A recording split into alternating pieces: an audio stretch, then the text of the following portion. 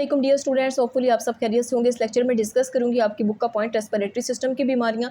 बहुत ही सादा, सिंपल और काफ़ी इजी सा पॉइंट है, सो हम जल्दी से इसको स्टार्ट कर लेते हैं। इसके साथ ही अगर आप चैनल पर न्यू है तो चैनल को सब्सक्राइब और वीडियो को लाइक ज़रूर कर दीजिएगा, ताकि हर नई आने वाली वीडियो का नोटिफिकेशन आप तक सबसे पहले पहुँच सके। अब प्रीवियस ईयर्स के अंदर क्या होता था कि आप लोगों के पास ये वाला topic as a long question आपके पेपर में आ रहा होता था, बट आपने बिल्कुल भी परेशान नहीं होना।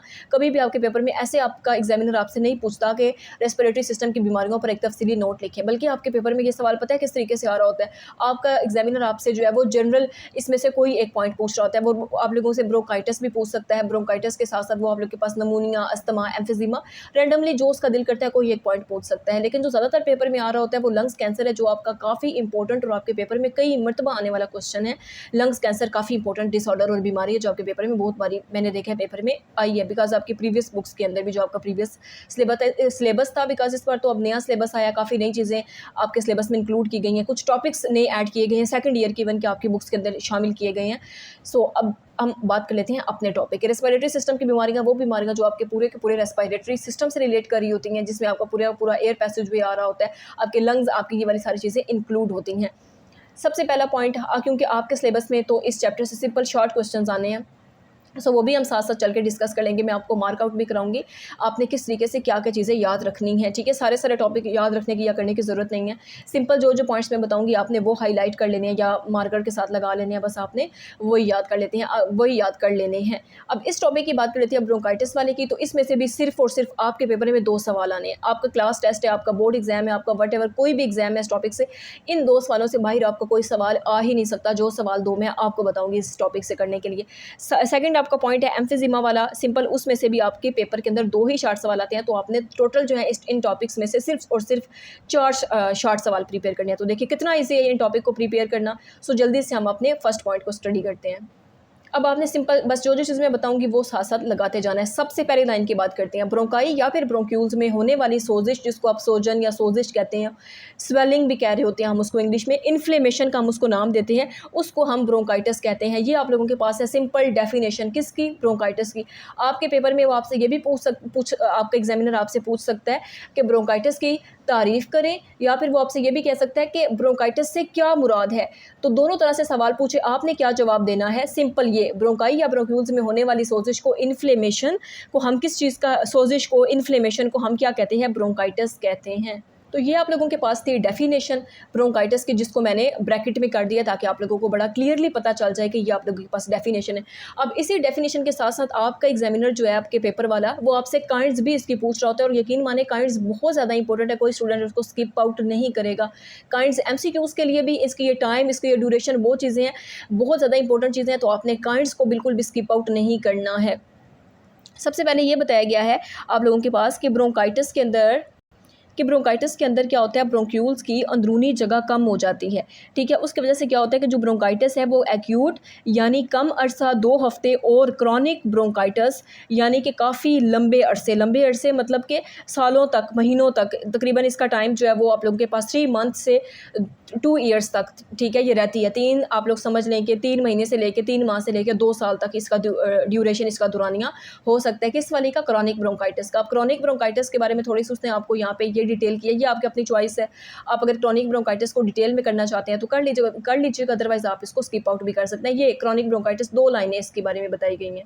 सो यहाँ पर आप लोग देख सकते हैं डियर स्टूडेंट्स, मैंने मेंशन कर दिया, ये पहली जो आपकी लाइन है, शॉर्ट क्वेश्चन आपका 1 बनता है इस टॉपिक का, जहाँ पर आपने ये पहली लाइन के अंदर डेफिनेशन करनी है, और फिर दूसरी लाइन आप लोगों के पास एग्जाम है। एग्जाम 2 होती हैं, एक एक्यूट होती है, क्रॉनिक होती है। एक्यूट कम अरसे के लिए होती है, 2 हफ्तों तक होती है, और जो आप लोग के पास क्रॉनिक है ये काफ़ी शदीद होती है, लंबे अरसे तक होती है। ठीक है, आप लोग देखें कि सालों तक भी हो सकती है। अब आपकी उर्दू मीडियम बुक के अंदर सिर्फ उसने सालों का जिक्र किया है, बल्कि जो इंग्लिश मीडियम वाली बुक है उसमें बाकायदा बताया गया कि जो इसका ड्यूरेशन होता है वो आप लोगों के पास जो है 3 मंथ से लेकर 2 ईयर्स तक होता है। तो आप बेशक अपने किसी क्लास फेलो से इंग्लिश मीडियम वाली बुक लेके उसको एक नज़र देख भी लीजिएगा, क्योंकि आपके पेपर जो है वो तो आपको पता है सेम ही पेपर आपके आ रहा होता है, सिर्फ उर्दू और इंग्लिश मीडियम डिफरेंट लिखी होती है, तो आपने एक नज़र उसको देख लेना, या जैसे मैंने बताया बस याद रख लीजिएगा।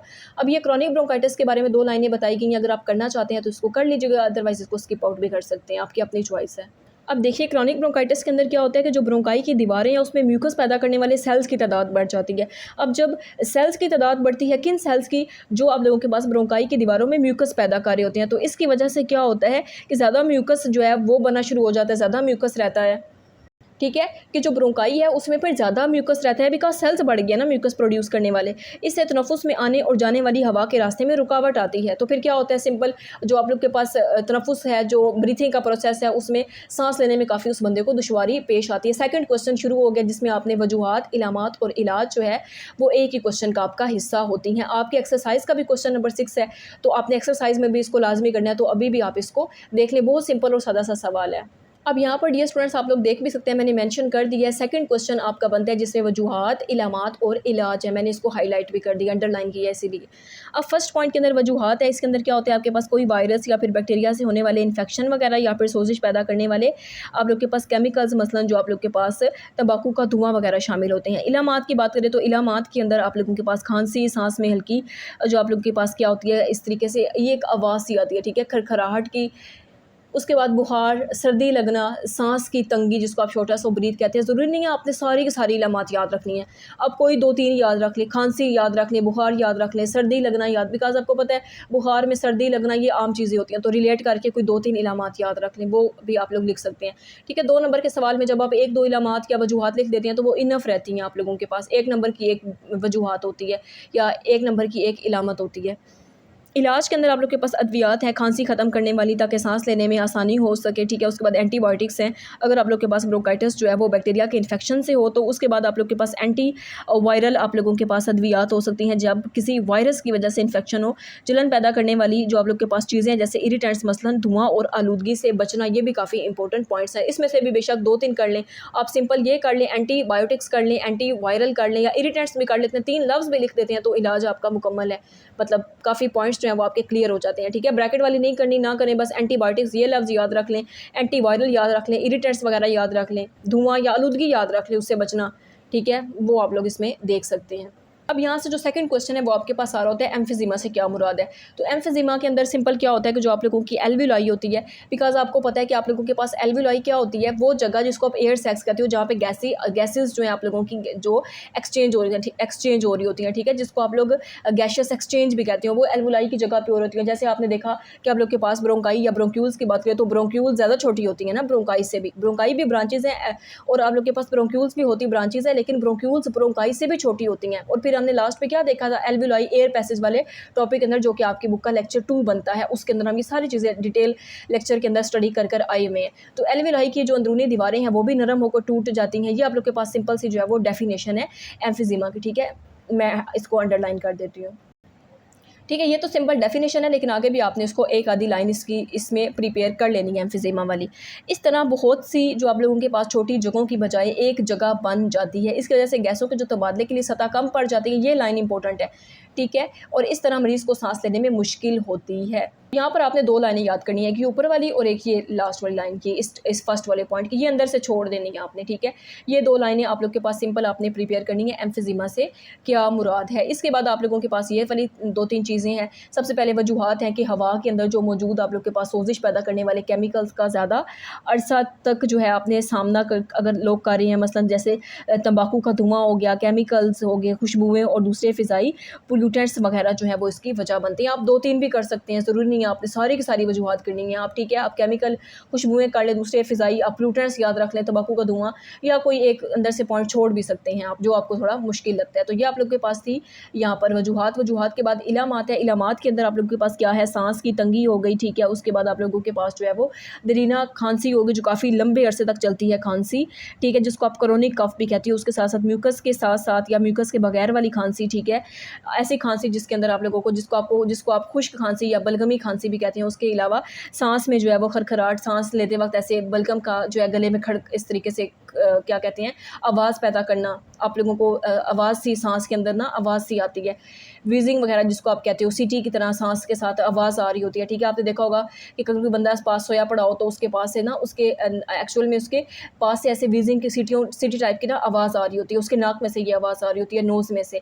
तो ये भी आप लोगों के पास ऐसे बंदों को ये हो जाता है जिनको एम्फिजीमा हो, या ऐसे लोगों में आपको ये चीज़ देखने को मिलती है। ये वाले सारे सिम्टम्स, ये वीजिंग वगैरह हो गई, क्रोनिक कफ हो गई, सीने की जकड़न वगैरह हो गई, ऐसे सीने के अंदर जो है वो भी टाइटनेस काफ़ी महसूस होती है, ठीक है। तो ये आप लोगों के पास सिम्पटम्स हैं। आप मुश्किल लग रही है तो बेशक 1-2 कर लें, ये सीने की जकड़न कर लें, या आप लोग ये म्यूकस के साथ, ये शॉर्टनेस ऑफ ब्रीथ, सांस में तंगी, तो देखिए सब में ही है। ये एक वाहिद आप लोग देखिए कि इलामात है जो तकरीबन हर बंदे को हर एक बीमारी के अंदर ही होनी है, क्योंकि सारी रेस्पिरेटरी डिसऑर्डर्स है ना, तो फिर सांस की तंगी तो इनके अंदर आप समझ लें बड़ी बेसिक सी इलामत है।